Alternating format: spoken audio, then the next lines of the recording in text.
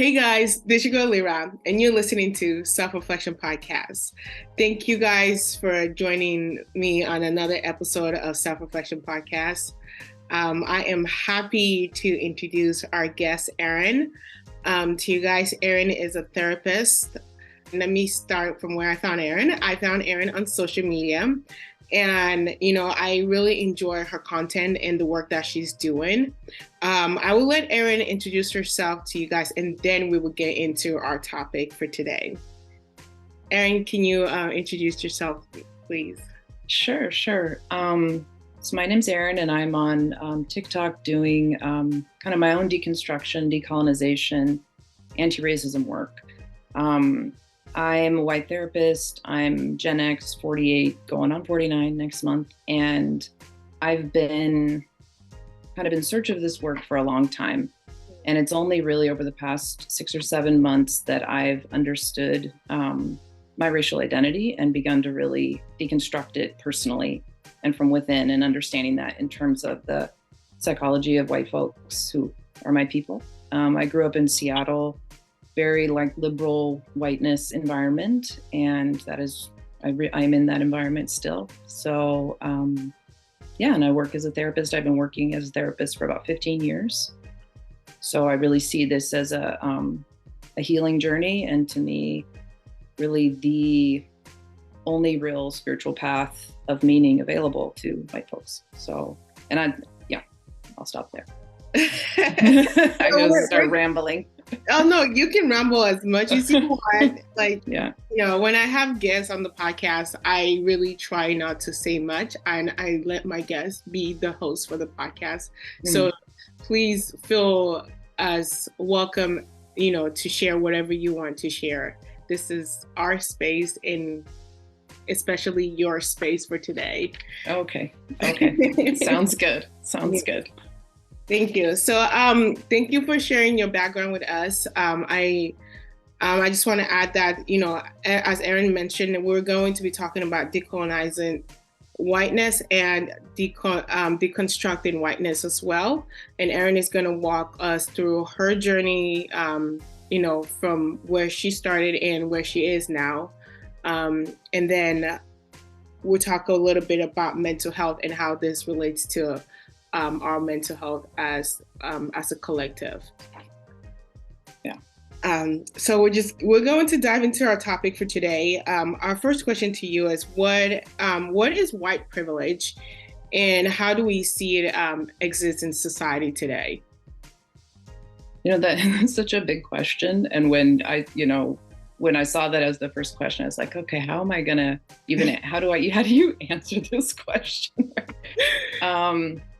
So, white privilege is generally defined, right, as the advantages that one has in a white supremacist society by being white, right? So because our society is white supremacist, I have many privileges that include being believed about my pain and my experiences, having access to housing, healthcare, all these things, right, with many fewer barriers. Yeah. A legacy privilege of generational wealth.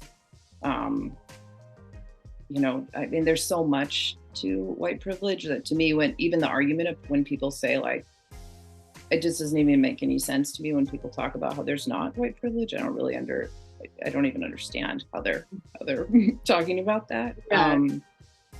One way that I think about, a big example for me of white privilege is that during COVID-19, I didn't know anyone who was hospitalized or passed away from COVID-19. I have not had COVID-19. Yeah. Did you, just to ask, did you take the shots? Oh yeah. Everyone I know is vaccinated, and had access to the vaccines.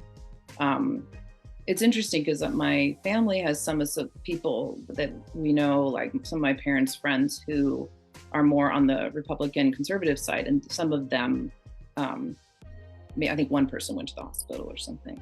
But just the amount that I was able to bubble that from the effects of COVID, it still affected my life, of course, but but that's just one example, just even the impact of COVID-19. Mm-hmm. Yeah. So what are some examples that you see like white privilege being played in society today? From, I would say, let's bring it down to the education system. How do you see that being played in our education system today? Like right now? Mm-hmm. Yeah. I was just making a TikTok. I'm thinking about this a lot about, obviously the Moms for Liberty and the movement against CRT and all of that, or the idea of what CRT is, right, is, the power to decide what gets taught to children, right? Mm-hmm. And the assertion of the parents that get to decide that, or get to say that they are the ones who are the deciders of what gets taught in school. Mm-hmm. American education centers whiteness and is completely unconscious. White people are so unconscious of that they don't even understand understand what's going on there. So so when I was growing up, right, it was like, I'm growing up and there are Black children in my school, other children of color in my school, but I'm centered, like white history is centered, whiteness is the ideal, right? The thing to become, like people who suffer because they don't have what I have. Yeah. Right. So all the role models I saw were white, and I had no understanding of that as well. Right. So I'm just supported to succeed and mm-hmm. always given the benefit of the doubt and expected to succeed. And, if I'm not succeeding, someone will say, well, this must be why you're not succeeding. Yeah. Right. Yeah. Well, there's always that cushion there to hold you, oh my gosh. Support you. Yeah. Versus a child in a low income family, a Black child to be precise. Mm-hmm. What does deconstructing whiteness means to you? Or what does it mean in general, the term? Mm-hmm. So for me, it has been a radical identity deconstruction, because a deconstruction of something that was in some ways invisible to me, but then became completely visible. It's like having the lights turned on, because it was just what I was in, right? So it's like, I'm just in this identity. And the thing that really broke through for me was realizing that, so there are the 15 pillars of white supremacy culture. Either or thinking, paternalism, progress is always bigger, more. And they've been kind of defined. They were defined, I think, maybe 20 years ago, people observing like, what is white supremacy culture, which is really the culture that I was raised in, mm-hmm. right? This way of being. And I realized that my whole life, I had judged myself and kind of brutalized myself internally according to these ideas. Right. So, and I see that in my clients as well. So it's like, I can have a moment of healing, I can connect to someone, I can tell my story, I can feel better, but then this culture comes back on me, right? Saying like, but you're not good enough, but this is that, and this and that.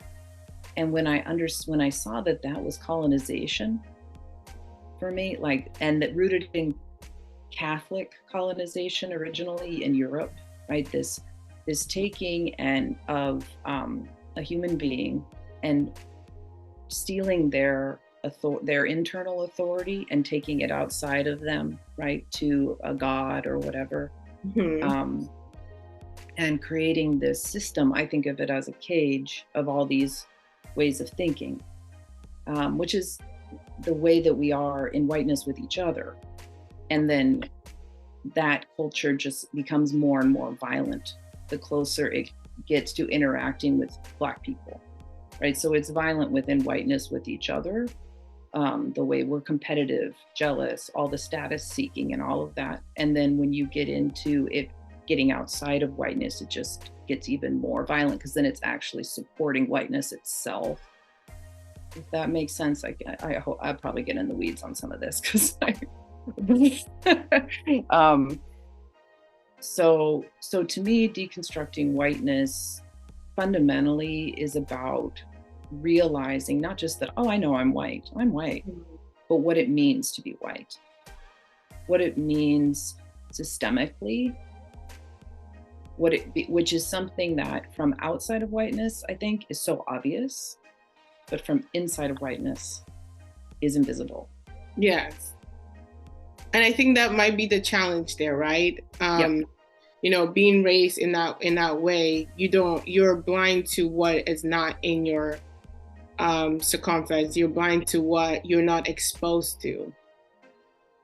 And it's also that, like, so right now, right, we have this big backlash happening where a lot of white people are saying that other people are being racist against us because they're saying that they're calling out racism.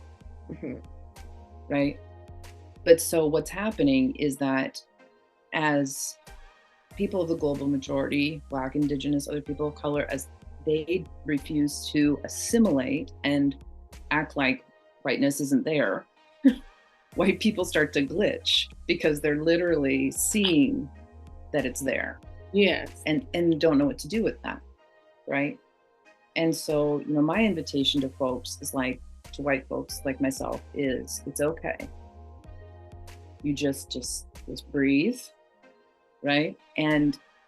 But it is a very, very, very visceral, physiological.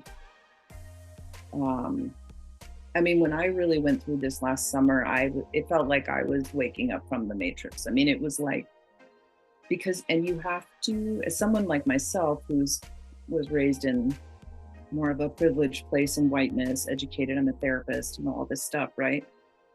I had to, it's really to move into a space of like, oh my God, I haven't known something, right? Like, how could I have not really understood this? Because it's not that I didn't think racism existed. I knew racism existed. Yes. You know, I knew that was a problem. That's how I found this work. I'm trying to, right, find my way into that and to doing something. Because I'm like, okay, how do we do something about this? But white people can't do anything about racism until we understand ourselves. Because we are racism. Yes. Right? We do it. It doesn't exist without us. I definitely, and I think you touch on something. Unless you guys, unless a white person understands themselves, they can't understand what is an extension of their action, you know, which is the racism part. So I think I'm going to skip and ask you this question. How can someone, a white person, starts to deconstruct their own whiteness? How can they start their own journey? Mm-hmm. Well, I think white people really want a way to do this that doesn't involve, you can read books, right, about history. I mean, so I come from a place where I have historical knowledge, and I've always had a certain historical knowledge. And I've been working on healing my own anti-Blackness for many years because I knew it in myself and I knew that it was there. And so I was like, I need to, work on this. Trying to figure this out. But I think if a white person wants to do something about white supremacy, they need to find anti-racism community with Black educators. That's what I do, right? Like this, I'm on my TikTok sharing what I'm learning, trying to invite and open up the possibility for other white folks to do this work. That is my focus. But I'm not an educator. I am just a person who's in community. So my main teacher is Desiree Stevens, who has the Makeshift Happen community, and she's the one who introduced me, I had the breakthrough with her content on TikTok, and I'm part of her community, and we do unpacking groups with white women. Mm-hmm. And then I'm also in a community called Unleashing Empathy with Vonda Page and Tammy Triolo, who are also on TikTok. Mm-hmm. And they have a community for white folks who are unpacking, and there's multiple. There's Maisha T. Hill. So there are communities led by Black women, and you just gotta jump in. Yeah.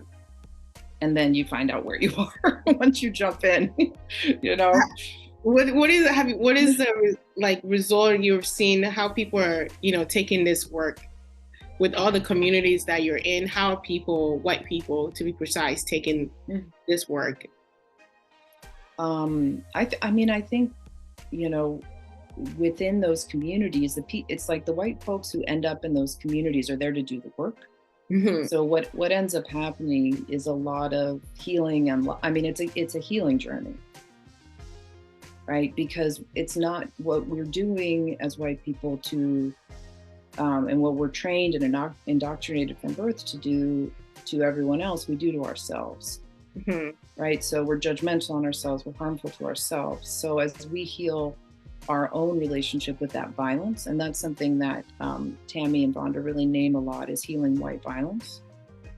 And that's what that's a huge shift. So it's about, you end up building community in ways you didn't even know was possible with other white people, understanding boundaries, like there's just so much, it's healing. So it's really going into a healing community. And I think what a lot of white folks would feel like is, well, if I go to anti-racism work, then I'm going to just be in a state of like shame the whole time or something.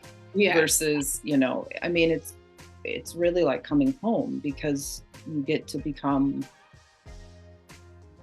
stop becoming, I don't like, just be, right? Mm-hmm. Learn how to just be with yourself.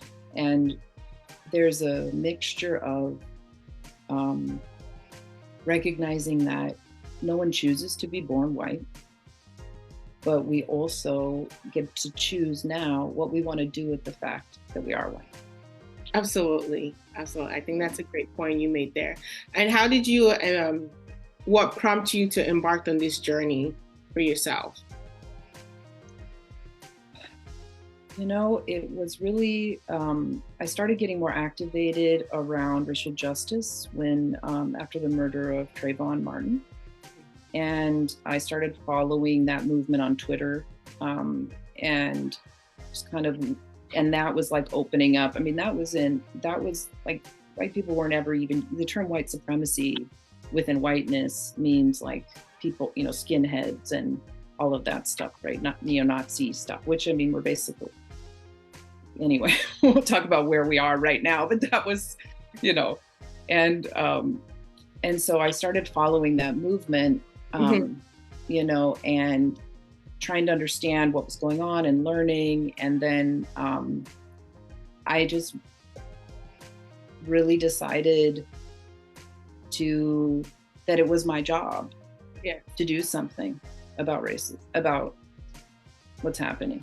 It's like I'm being asked by Black women to do something about this, and I don't know how, and I've got to figure out how. So that's really my journey, was to decide to believe Black women. Yeah, and I think what you're saying is, to me, what I'm hearing is like the accountability, right? Like you understand, like this wasn't, something that you wanted. You didn't cause this to happen, but you understand that for it to come to a close or to come to an end, you have to hold yourself responsible for whatever was done prior to your time. And I think that might be the challenge there as well, holding responsibility for oneself. Yes, exactly. Yes, yeah. But it's, I really feel, so people, we're having these conversations, it's like, what's wrong with white people? Why won't they do this? Why won't, what's going on with them, right? Mm-hmm. And the easy answer, the short answer is racism. But when you look at whiteness, and what I really believe is that when a white person really confronts their own racial identity, within community, within the context, like, this is what I am bringing to this community, world community I am in. This is the history, this is who I am, this is how I got here. Like, when I come into truth around my own history, my legacy, my family history, my current role, the power I have now, my privilege that I have now, then when I am in that truth, what I do with that becomes about my relationship to myself. and my own God or whatever, right? Then I have a real choice, you know, and as long as white people aren't exposed to that information or aren't, it's like I feel like what I'm trying to do is kind of crack this bubble that we're in, right? And say, we can do it. It's hard it's an emotional journey, but I see my community is just it's like people want to do something. Yes. And it's like, this is the thing to do. Sit down and become self-aware. Mm-hmm. And then it's between you and your community, humanity. So now that the more that I do the work, the more I'm focused locally on how do I move into my own community? How am I going to I have more empathy and compassion for my own community of white folks. And I'm more strategic about and thinking about how am I going to bring this influence? Like, how do I want to do this? And just kind of thinking about that a lot rather than, you know, oh, all these people are horrible white people and I need to not talk to them, right? So, which is, so it's been a huge transformation for me because especially as a liberal, you know, being very in, like the racist white people, you know, conservatives are the ones who are the problem and liberals are the ones who are not. I mean, it's wild. Yes, I think all of us are problem. You know, it's a society problem. What does it mean to be a white person in a white supremacist country or world? It means to have a great amount of responsibility for, if you realize that, what do you do with that information? You know, and how do you dismantle systems of oppression? It means to be the inheritor of tremendous amount of privilege at a huge cost. It means to live in a culture built on lies about other people's humanity. Mm-hmm. You know, and yeah. You feel there's a guilt that white people feel about this topic, how they feel about decolonizing their own whiteness, or how they feel about racism. You know, not as if white people should be ashamed of being white, but do you feel there's a guilt for what happened historically with slavery and oppression and so forth? I think that's a complicated question because I think that what happens initially is more of a personal shame for being a bad person. Because within whiteness, it is wrong to be racist. I know, right? Yeah.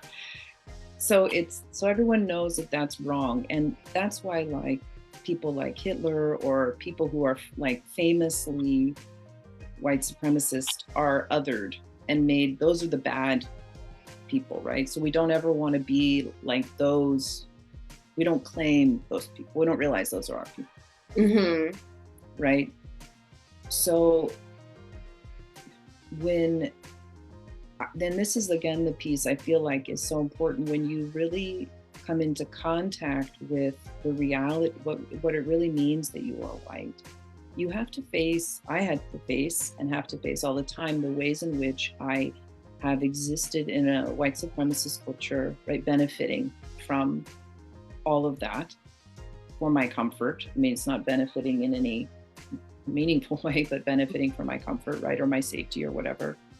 And there's tremendous amount of grief and reckoning, you know, in that real confrontation. And that's real, mm-hmm. right? Because you have to really face, it's like an abuser facing themselves, right? Waking up and saying, I'm stopping now and I'm going to take accountability. Absolutely. You know, and so I think when people kind of go into shame and guilt, they're also afraid because, you know, white people, we are trained to be afraid, right, of everything, especially Black people. So when we are confronted with our racism, that fear also mounts, that's been indoctrinated into white people, right, to be afraid. So it's also an attack on the narcissism of being centered, right? Yeah. And so I think it's a complicated question, because, and then what white people do initially, right? And I've been through this myself, is like going into saviorism, going into, now I'm going to be finding any way I can to be a good white person. Like, please give me a way to be a good white person. Like, I need to hold on to being good.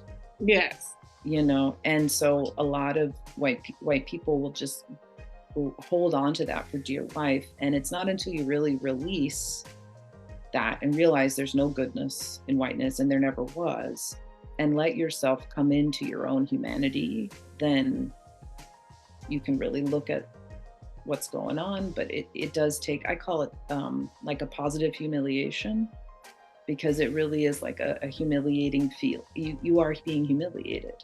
Yeah. Right. Like, if you imagine, if we were to have healing in our world, it would involve a massive level of contrition, release of power, by on the part, or will, shall I say, right? Because it's happening, right? It is requiring that.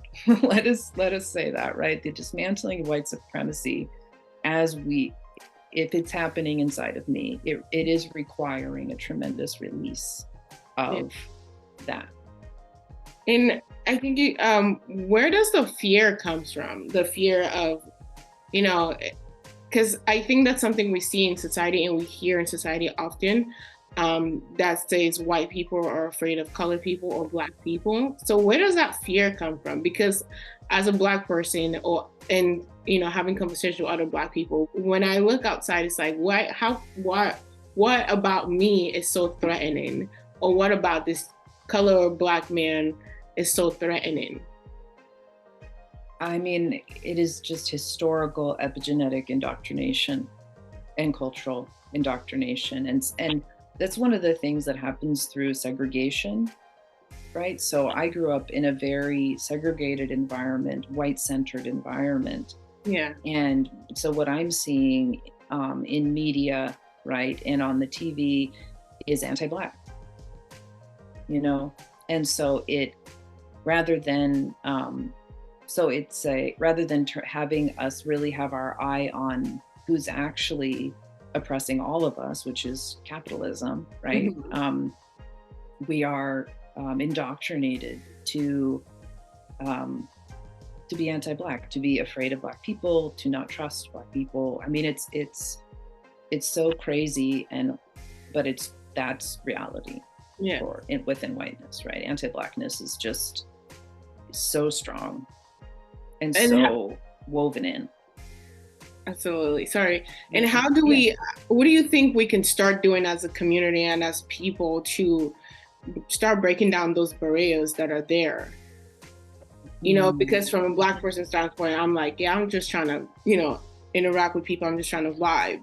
But then when I feel attacked, I put a shell or I put my armor on and I protect myself. So what do you think, can be done for Black people to feel comfortable to put their armors down, and for white people to not feel afraid of another person? Well, I think, I mean, I can speak I'll speak to just the white people part first, because that's my expertise. Absolutely. But I would say, if white people want to make the world safer for Black folks, right, they need to do their own work. Period. And also realize that we will never be, like, our existence is unsafe, and for Black people. So we should never expect Black people to be safe. We should never have that expectation, like, well, I'm safe, you're safe. It's like, that's just not real, at all. And so we need to, and that comes with understanding yourself and that self-accountability piece again when you're doing your work as a white person. I mean, what I would say for Black women and Black folks who are interacting with white people is, I mean, it's a hard thing to say. A friend of mine and I have talked about it a lot, and she's a Black woman, and what she has said to me is that talking with me has helped her not take it as personally. Because she realizes that's whiteness, right? And that's what Desiree always says. Like what she always says is, I trust white people to white. And that's what I trust them to do. You know, and so that is, yeah, but I don't know if that answers your question. Absolutely. But, yeah. Do you see in the younger generation today, do you see a little bit more of a mix between the two cultures and more acceptance? I think so, definitely. It'll be interesting to see. I do see that, because I think the generation that my generation of white parents is raising, right, Gen Z is different. And but I think there's always, white supremacy is incredibly strong. And right now they're actively working, right, to make sure the Gen Alpha is not Gen Z, right? And so we have to be, that's why I'm so after my generation, Gen X, white Gen X. I'm like, we got to do this work, because if we don't, we have to make the way clear for Gen Z to do the work they want to do. Because when I was younger, we had the boomers, and they were just like a blockade of power, right? They were telling us that we wanted too much. we were trying to vote for Ralph Nader and all that stuff. It's like, you know, we weren't getting the, you guys are the future thing. We were getting the, you guys shut up, we're doing our thing. We already did that, right? Boomers are saying to Gen X, we already did all that. So I think there is change, but I think I have a real thing about Gen X, my generation, leaning on Gen Z. Like, we got to do our work. Yes. It's essential to me. Like, why wouldn't we? It's lazy. It's like, come on, do it, you know? I think everyone has a part to play in it, despite age or race. Exactly. And I think it contributes to the idea that time will take care of it. And I think that is a very dangerous idea when it comes to white supremacy and systems of oppression, that time will do it. Time will not do it. We have to do it. Absolutely. Yeah. You know? Yeah. What would you say to any white person that says they don't see color? Because that's a big thing, you know. And I think that plays a part in the whiteness carrying on in society. Well, if I were sitting with a white person and they were just saying to me, I don't see color, I would ask them why they feel the need to say that. And I would also tell them that they're erasing other people's culture by saying that. And they need to understand their own whiteness, their own color. Like, people who say they don't see color don't understand their own color. That's a good point. It's it's white people were just so, because whiteness is this thing that we live in it, like thinking everyone wants to be in it. Right? And so there's this weird thing of like, oh, I don't see color. I'm fine with you being in whiteness, even though you're Black. Because it's just doesn't, it's totally, you know. Weird. Yeah. So. And when it comes down to our mental health, how is this impacting us as a society? Because I think it definitely plays a part in a lot of struggles with mental health. How have you seen it in your work, to be precise, from what you've been doing? Wow, that's a big question. I mean, obviously there's the effect of white supremacy as a violent force on Black, Indigenous, other people of color, Asian American community, Latinx community, right? Like, there's just the impact of the violence of the system, right? And the stress of that, the trauma of that, all of that. And then within whiteness, there is a tremendous amount of violence that is just turned internally into the system, and a tremendous amount of anxiety, existential crisis, because people do not have a root for meaning in their lives, because our whole identities are built on something that is amoral, which is white supremacy. Yeah, that's heavy, Yeah. What you said. Yeah. I can see how that could take a toll on a person's mental health. Yeah. Yeah, because there's no real, I mean, I'm a spiritual person, and to me, this is a spiritual work. It's a spirit, it's about love. Mm-hmm.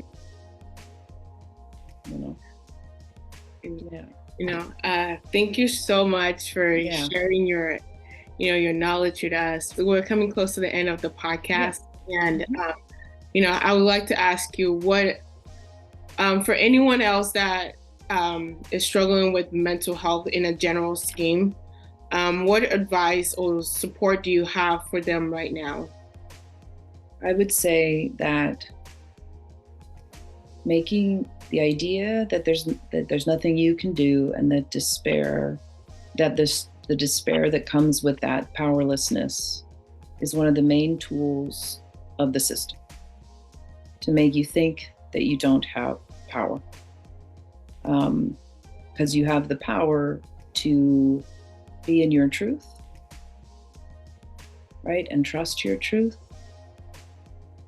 I think one of the biggest things in this work for healing, and maybe this is true for all of us, is that we all know the truth in ourselves, and the pain of suppressing that truth is a big part of why we struggle. And I guess that's one thing I would say that I see within whiteness, that repression of the truth and is so strong, right? And that is one of the main, besides, and then there's of course all the violence within whiteness, but that is the repression of that truth. So, one of the reasons I started making TikToks was to honor my truth, because my truth was coming forward, and I just said, I'm going to be in my truth, and when we're not in our truth, we suffer. That's true.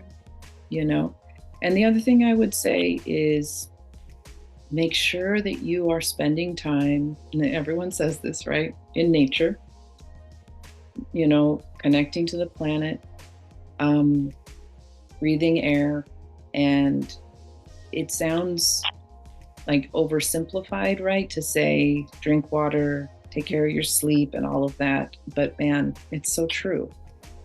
Don't let one thing that has been so beautiful for me about this journey is that as I deconstruct and heal, my whole relationship to time has been changing, and I feel so much more present in the now, and less in this kind of inevitable linear, like we're going in this direction, right? And this is where we're going, and what are we going to do when we get there? And it feels I'm just much more like here in an unfolding experience. I had a mutual of mine on TikTok say, time is a web, and I liked that, just that feeling of that when you actually really are with your own truth, your own life force, you ground into a much more spacious experience of time. And then you see how the media is in this constant revving, right, around inevitability, and this is happening. But what's happening, right, is this system is fighting very hard for its life. The system, white supremacy, capitalist system, is just fighting for itself. And so we can get really upset or get really involved in that, what's going on in that as it fights for itself, or we can focus on our healing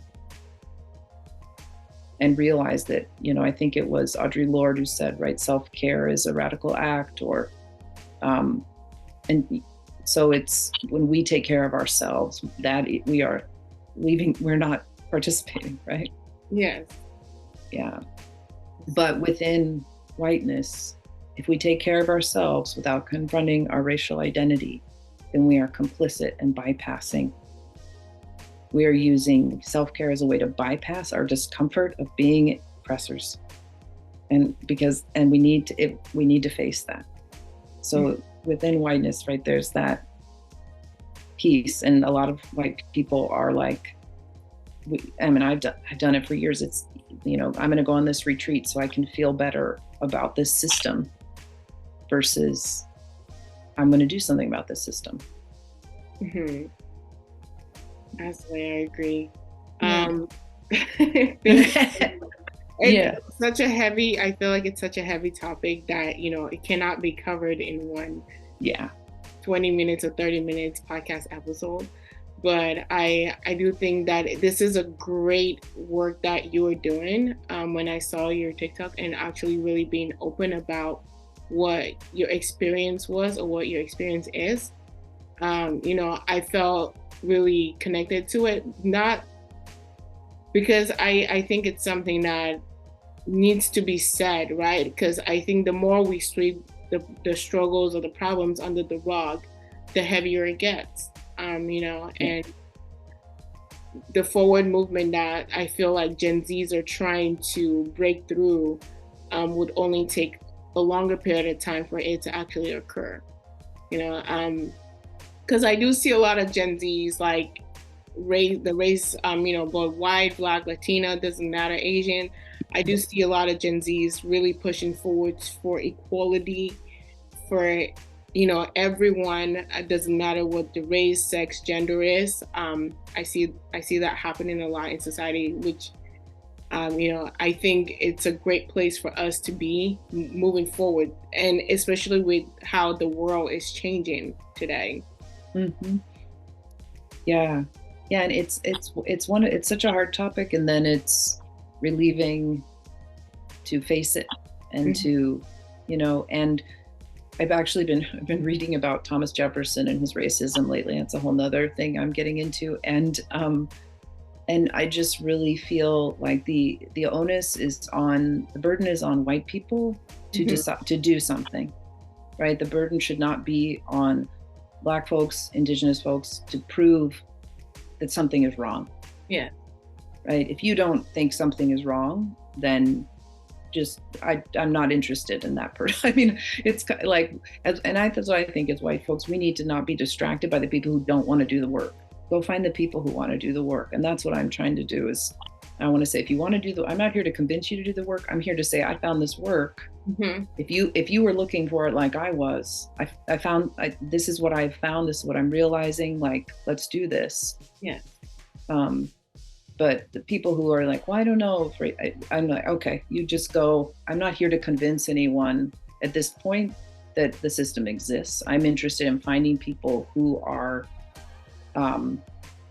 aware of that and want to do something about it, right? So that we can do it, because we have a lot of work to do. Absolutely. Do you have any final words for anyone out there that you want to pass on your message? And also, do you want to share the groups that you're in? Oh, sure. I would just say that, if you listen to this or you hear this and you're interested in this work, I'm totally available for anybody who has questions, wants to talk about it, is white, and saying, like, there's nothing if you're a white person interested in this work, there's nothing wrong you could say to me about your interest. I will talk to anyone who wants to talk to me about that and try to help you find the community and the way into it that works, that's going to be helpful for you, right? I look at like myself as trying to help build this bridge, right, for white people to get into the work. It will be the most healing work you ever do in your life. So, there's that.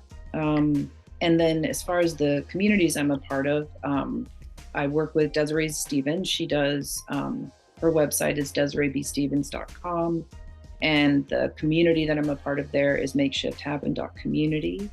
It's a Mighty Network community, and it's a intersectional healing community that Desiree founded several years ago. And we have different circles in there. There's I run an inner child healing circle in there.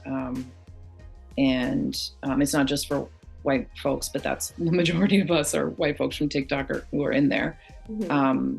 And we're talking about healing, right? And talking about unpacking. And then she does groups around unpacking whiteness that I'm a part of. And we're going to start, I think she's going to do a workshop about racial identity soon that I'm excited about. So I'm always like poking at her and saying, hey, Desiree, we do this. So, and then the other community I'm a part of, you can find at unleashempathy.com. That's Vonda Page and Tammy Triolo.